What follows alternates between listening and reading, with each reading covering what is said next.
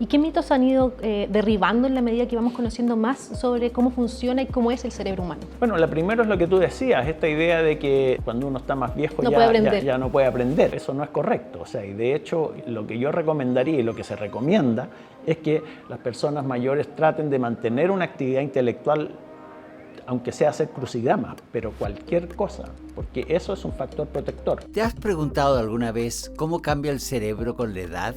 El mío está más activo que nunca.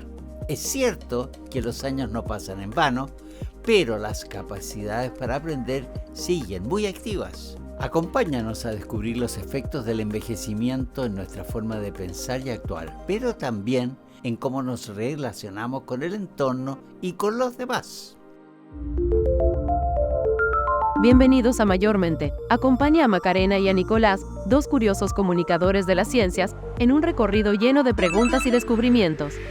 Nuestros protagonistas tienen una misión: escribir reportajes sobre temas que interesan a las personas mayores y que son parte del día a día de todas y todos. Te invitamos a Mayormente, un viaje intergeneracional a través de las ciencias y la tecnología.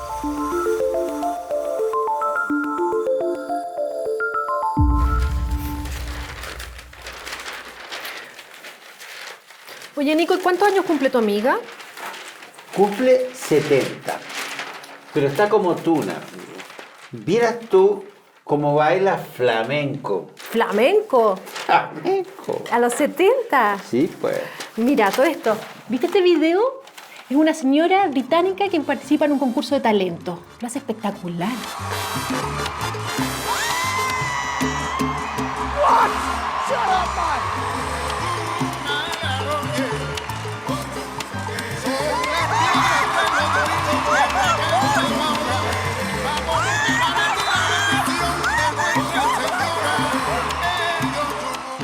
Oye, esta señora, y queda de rabia, ¿eh? Así quiero llegar yo a los 70, Nico, bailando de esa forma.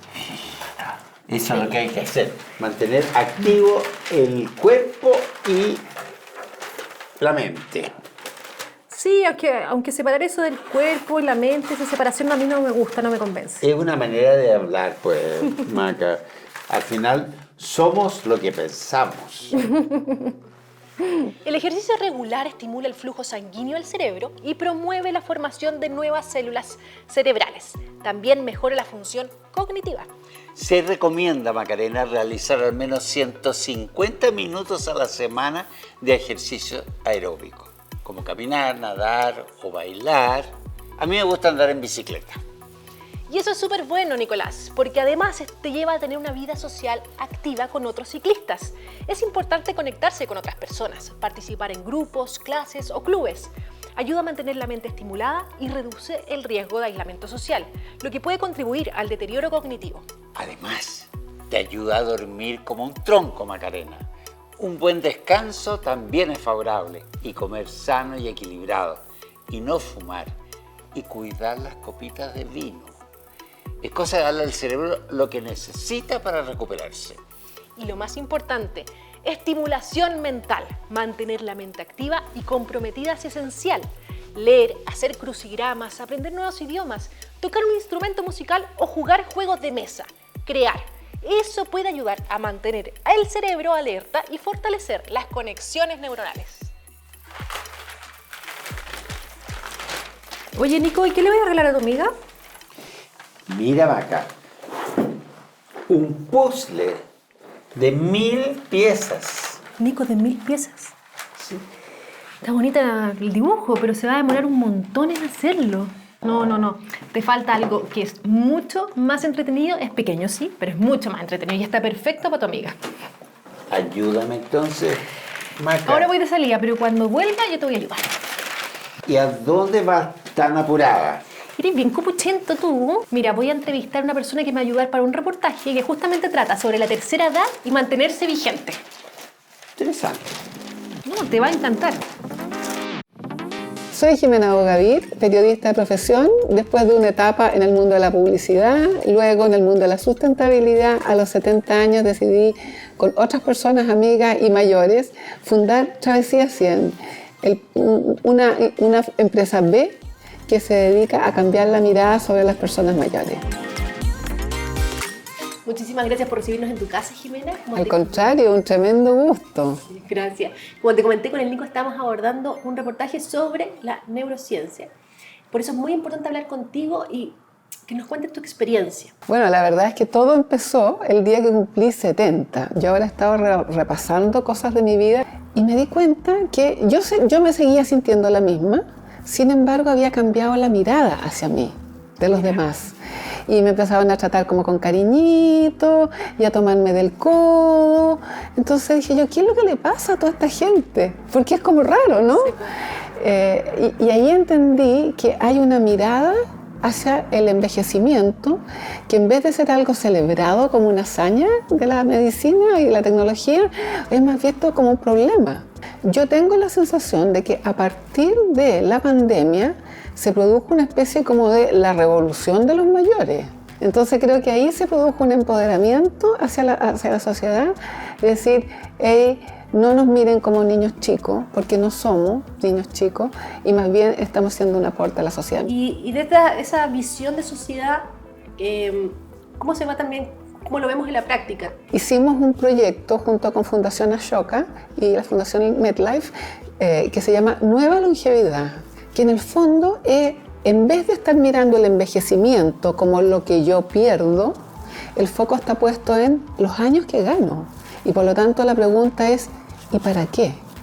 Entonces, ¿cuál fue la síntesis que le pusimos a esto, este textito de 10 puntos? Que la edad no sea tema.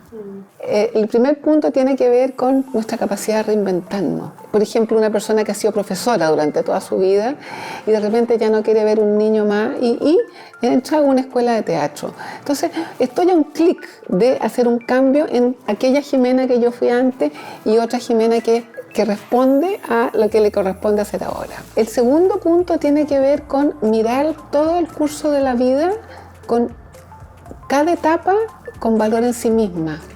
Porque estamos insertos en una sociedad en que pareciera que la juventud es todo. Hay una idolatría de la juventud y de repente alguien me puede decir, ¿qué joven te ves? Y yo digo, tengo 75. ¿Qué significa? ¿Por qué me estás diciendo eso? ¿Cierto? Como un piropo. El tercer punto es lo que contaba de la pandemia, nuestro afán de seguir siendo una persona útil, que sigue participando, que incide en las decisiones que te van a afectar. Otro punto que también creo que tiene un tremendo valor es que el aprendizaje y el trabajo, si es que así lo elegimos, debería poder ser para toda la vida. Yo veo hoy día a un 85% de personas mayores que estamos autovalentes, que no necesitamos ser cuidados por ahora, ya llegará ese momento, pero en esto de buscarle el sentido, el para qué, el trabajo y el aprendizaje son fundamentales. ¿Y cómo podemos cambiar entonces la idea hacia los puntos que tú me mencionabas? Esa idea que tenemos de las personas mayores, un 85% son personas autovalentes. Eso es impresionante, ¿cierto? Sí. Y bueno, y yo creo que está cambiando desde la perspectiva de tantos testimonios. Yo veo en WhatsApp, veo en Instagram, veo en todas las redes sociales gente compartiendo testimonios de personas que dicen, ¿y qué? ¿Ah? Tengo esta edad, sin embargo, canto, bailo, me enamoro, trabajo, creo, estudio. En la universidad, la cantidad de gente que está entrando con mucho más edad porque dice ya... He visto gente que estudia doctorados. Yo creo que a la medida que van apareciendo testimonios reconocibles, de repente tú te das cuenta que esos testimonios no son una excepción, no son una originalidad, son tendencias. Y corresponden a ese 85%. Exactamente. Muchísimas gracias por la entrevista, Jimena. Muchas gracias a ti, Macay. En 2021, el Senado chileno aprobó por votación unánime un proyecto de ley que modifica la Constitución para proteger los derechos del cerebro o neuroderechos. Es que la evolución de la neurociencia y en paralelo de la neurotecnología es imparable. Durante las próximas décadas veremos, aunque suene a ciencia ficción, dispositivos capaces de decodificar la información de nuestro cerebro o modificar nuestros recuerdos. En este sentido, los neuroderechos son un nuevo marco jurídico internacional para proteger nuestro cerebro y su actividad. Hay 5 neuroderechos. El primero busca evitar la pérdida de la identidad personal debido a la conexión de redes digitales externas. El segundo apunta a preservar la capacidad de las personas para tomar decisiones de forma libre y autónoma, sin manipulación por parte de las neurotecnologías. El tercer neuroderecho protege a los individuos del uso de sus datos cerebrales sin su consentimiento. El cuarto se preocupa del acceso equitativo a las neurotecnologías, para evitar así la desigualdad en la sociedad. Finalmente, el quinto neuroderecho busca la protección contra los sesgos y la prevención de la discriminación de las personas debido a los factores cerebrales obtenidos a través del uso de neurotecnologías. Oye, Maca, el cerebro es un mundo, ¿ya? ¿Cuántos misterios que hay aquí, ya? Es increíble. Bueno, y ahí también. Me imagino, ¿no? Bueno, hay un autor que se llama Jeffrey Eugenides que dice: la biología te da un cerebro, pero la vida lo convierte en mente. Mira qué bonito. Ganó un Pulitzer con ese libro. Oye, yo sé dónde podemos conseguir muy buena información de esta cuestión. ¿Dónde? En el Centro de Neurociencia Integrativa. Sí, ellos trabajan con la neuroplasticidad y la evolución del cerebro. Súper interesante, Nico, tenemos que ir al tiro. Vamos. Hola, soy Francisco Aboitis, me dedico a estudiar el cerebro y por lo tanto soy un neurocientífico. Como te comenté, estamos elaborando un reportaje con Nicolás Luco sobre el aprendizaje. Y hay muchos mitos y hay mucha también información que a veces no conocemos. Y ahí te quería preguntar, ¿es verdad que nunca terminamos de aprender? ¿Una persona de 70 años puede aprender igual que una persona joven? ¿Cómo cambia eso? ¿Y cómo se llama también? El aprendizaje, la capacidad de aprendizaje es cierto que se mantiene. Ahora, hay diferencias a lo largo de la vida. O sea, los niños son verdaderas esponjas del aprendizaje, pero eso no significa de que esto sea un todo o nada. Esto es un proceso gradual, ¿eh? Y por supuesto los mayores tenemos un poquito menos de capacidades de aprender, pero sí podemos hacerlo, podemos aprender nuevos idiomas, podemos hacer un montón de cosas. Es como un músculo, mientras tú más practiques la lectura, el pensamiento, los juegos, de repente, todo lo que te haga ejercitar tu mente, ¿eh? Por supuesto que es un factor que te da una tremenda protección a lo largo de la vida. ¿Y eso de la protección, por ejemplo, frente a enfermedades neurodegenerativas? Las enfermedades neurodegenerativas, al igual que todas las cosas que van acompañadas al envejecimiento, sí, se encuentran, digamos, protegidas a medida que uno se mantenga más activo. Y esto implica actividad mental, actividad física, ¿eh? Que no sea exagerada, ¿no es cierto? ¿Eh? Y sobre todo también el bienestar, ¿no es cierto? El tratar de pasarlo bien y no estar estresado todo el día. ¿Y cómo podemos estudiar el cerebro en sus distintas etapas? Porque si va cambiando la capacidad de aprender, también debe cambiar la capacidad, cómo es el cerebro, ¿no? Claro, el cerebro va cambiando, no es el mismo. Bueno, tenemos primero una etapa embriónica donde se forma el cerebro, se producen las neuronas, se establecen las primeras conexiones. Y son las células. Claro, y de ahí en adelante, después de que naces, todo este alambrado de neuronas, ¿no es cierto?, empieza a modificarse de acuerdo a los estímulos que recibe. A medida que vamos avanzando, también, como que estabas antes, existen enfermedades asociadas al envejecimiento. Claro. Y muchas veces tenemos mal conceptos, ¿no? Por ejemplo, ¿existe la demencia senil? Bueno, es que lo que pasa es que lo que antes se llamaba demencia senil, hoy día corresponde a un grupo de condiciones de neurodegenerativas, que tienen distintos nombres porque tienen distintas sintomatologías y también muestran distintas patologías al interior del cerebro. La más común es la enfermedad de Alzheimer. Básicamente la enfermedad de Alzheimer le da, digamos, de los mayores de 65 años, alrededor de un 10% tiene ya síntomas de Alzheimer. Esta enfermedad las neuronas tienen un desorden metabólico y empiezan a producir unas proteínas que se acumulan en el cerebro y estas son las que producen daño. Hay otras enfermedades como la enfermedad de Parkinson, por ejemplo, que también tiene que ver con la muerte de neuronas, pero un grupo de neuronas muy específico. ¿Y qué mitos han ido derribando en la medida que vamos conociendo más sobre cómo funciona y cómo es el cerebro humano? Bueno, la primero es lo que tú decías, esta idea de que cuando uno está más viejo ya no puede aprender. Eso no es correcto. O sea, y de hecho, lo que yo recomendaría y lo que se recomienda es que las personas mayores traten de mantener una actividad intelectual, aunque sea hacer crucigramas, pero cualquier cosa, porque eso es un factor protector. Ahora, también hay que ser claro, o sea, no es que si tú te dedicas a eso, te pones a tocar piano, no te vaya a dar nada, pero sí te va a retrasar los síntomas. Todavía no tenemos ningún remedio para la enfermedad.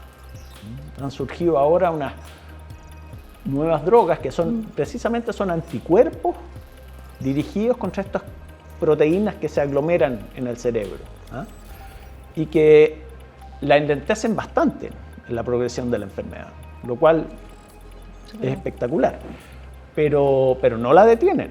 ¿Pero qué otro tipo de avance hemos tenido a lo largo de la última década, por ejemplo? Tal vez hay otras áreas donde se ha avanzado mucho más, y que tiene que ver con todo el desarrollo de la inteligencia artificial hoy día. La inteligencia artificial nos ha permitido, primero, modelar el cerebro, que eso es súper importante, y segundo, nos ha permitido también generar lo que se llaman las interfaces cerebro-computador, que es donde tú básicamente te conectas tu cerebro con un computador, y puedes ver, entre comillas, la actividad de tu cerebro en una pantalla, por ejemplo.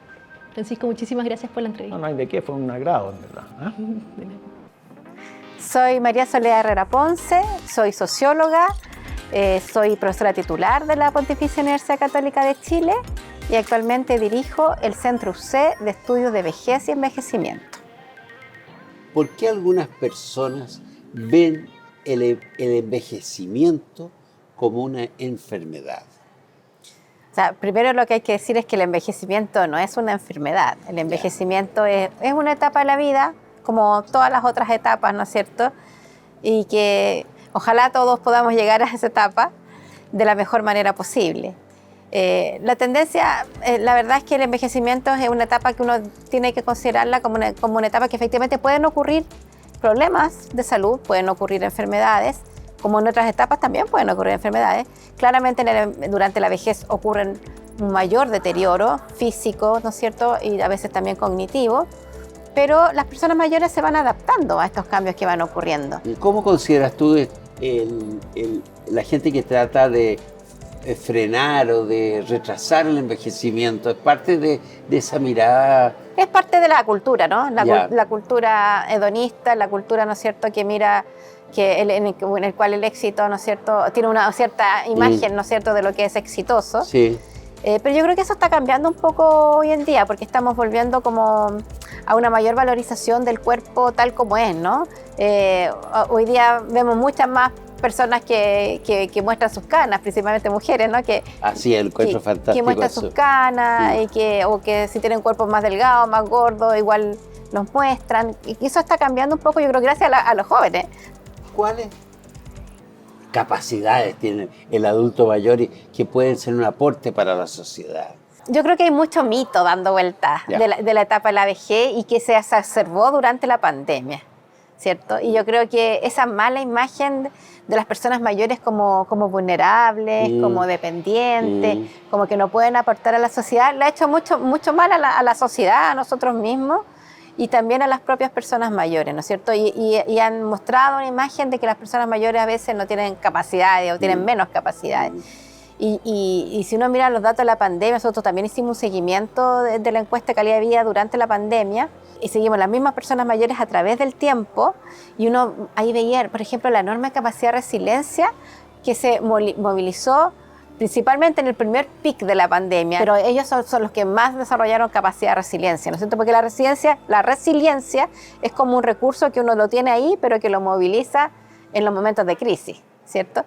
Y se notó muy claramente cómo eso se movilizó. También las personas mayores son un tremendo sostén para las familias, ¿ya? Muchas veces incluso ponen al servicio sus pensiones, que ya son bajas, pero las ponen al servicio de la alimentación del hogar y los cuidados que todavía ejercen, ¿no es cierto?, principalmente hacia los nietos, y eso permite que sus propias hijas o hijos puedan salir a trabajar.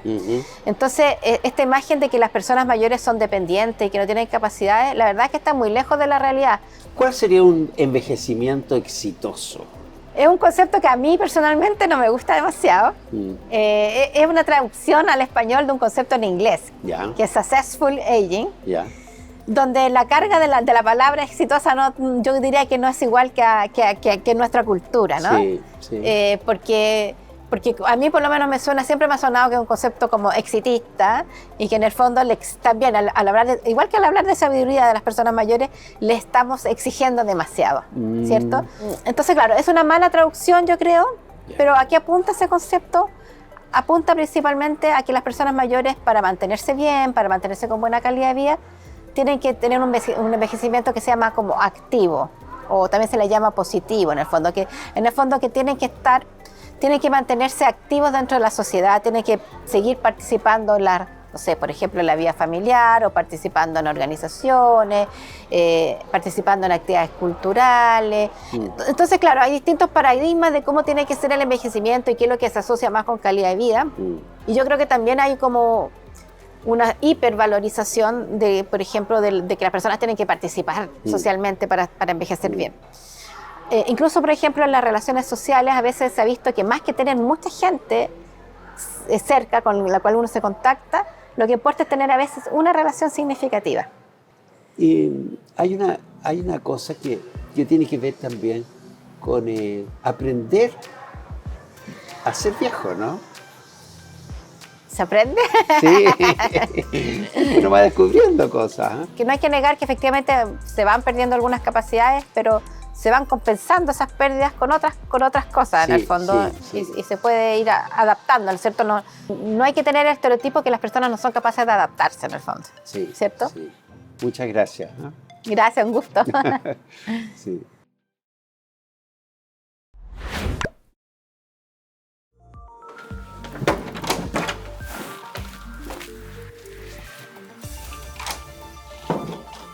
Nico, gracias. Te pasaste, me estaba ayudando a terminar el reportaje. Así es, pues. Uy, Maca. qué bien. Muchas gracias. ¿Y cómo te fue a ti? De maravilla, te traje algo. Esto es más importante, Nico, que el reportaje. Como me dijiste que tu amiga bailaba flamenco, traje castañuelas españolas. Pero qué buena idea, Maca. Con esto te vas a lucir, mira, están preciosas. Súper linda. ¿Sabes tocar? Voy a tratar, ¿no?